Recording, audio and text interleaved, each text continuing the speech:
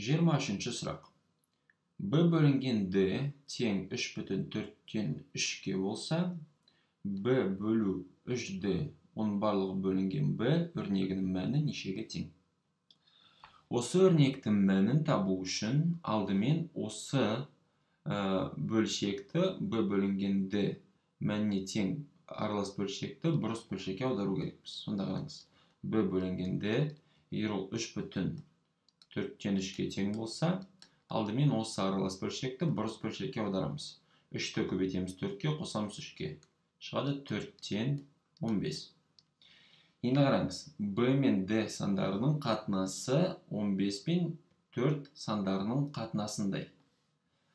Енді олардың қатынасы осындай болса, мына жақта біз сандарды 15 және 4, ол b мен d-нің мәндері міндетті түрде емес, олардың қатынасы.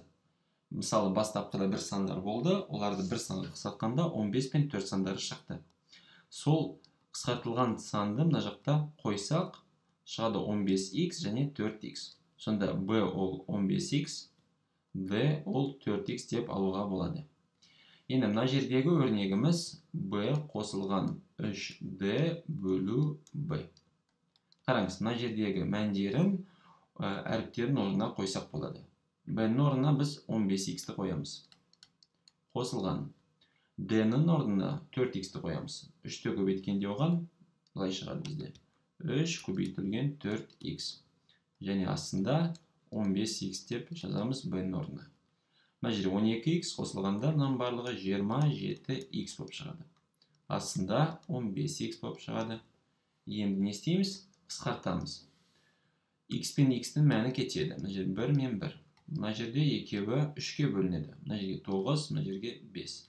Жауабында шығады 1/5-тен 4. 5-тен 9 ол 1/5-тен 4. Немесе 10-дық бөлшекке аударсақ, 2-ке көбейтемізді. Бізде шығады 1/8, 1/8 осылай. Осы өрнектің мәні міне 1/8-ге тең. Мына жерде көрсеттім, қалай осындай есептерді шығаруға. Жауаптардың ішінен b жауабы дұрыс.